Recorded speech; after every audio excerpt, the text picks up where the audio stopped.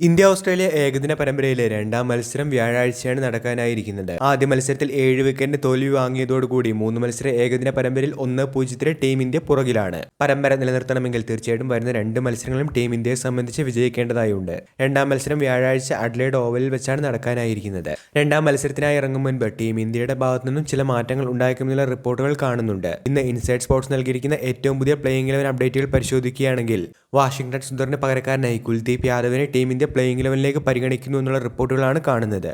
Pace dominance ഉള്ള Adelaide ഓവലിലെ പിച്ചിൽ 3 പേസർമാരുമായിട്ട് തന്നെയായിരിക്കും team India ഇറങ്ങുന്നത്. നേരത്തെ ആദ്യ ഏകദിനത്തിൽ ബൌളിംഗിൽ തിളങ്ങാതിരുന്ന ഹർഷിത് റാണയ്ക്ക് പകരക്കാരനായി രണ്ടാം ഏകദിനത്തിൽ പ്രസിദ്ധ് കൃഷ്ണയെ ടീം ഇന്ത്യ പരിഗണിക്കുമെന്നുള്ള റിപ്പോർട്ടുകളും കണ്ടിരുന്നു. രോഹിത്തും കോഹ്ലിയും ആദ്യ ഏകദിനത്തിൽ നിരാശപ്പെടുത്തിയത് തന്നെയായിരുന്നു ക്രിക്കറ്റ് ആരാധകരെ സംബന്ധിച്ച് ഏറ്റവും ഡിസപ്പോയിന്റ് ആയിട്ടുള്ള ഒരു മൊമെന്റ് സമ്മാനിച്ചത്. കാരണം 8 മാസങ്ങളോളം ശേഷിക്കെയാണ് ഇരുവരും അന്താരാഷ്ട്ര ക്രിക്കറ്റിലേക്ക് മടങ്ങി വന്നിരുന്നത്. എന്നാൽ തിരിച്ചുവരവിൽ ഇരുവരും നിരാശപ്പെടുത്തിയിരുന്നു. വരുന്ന 2 മത്സരങ്ങളിൽ മികവ് കാട്ടേണ്ടത് രോഹിത്തിന്റെയും കോഹ്ലിയും ടീമിന്റെ നിലനിൽപ്പിനെ സംബന്ധിച്ച് ഏറെ നിർണായകമാണ്.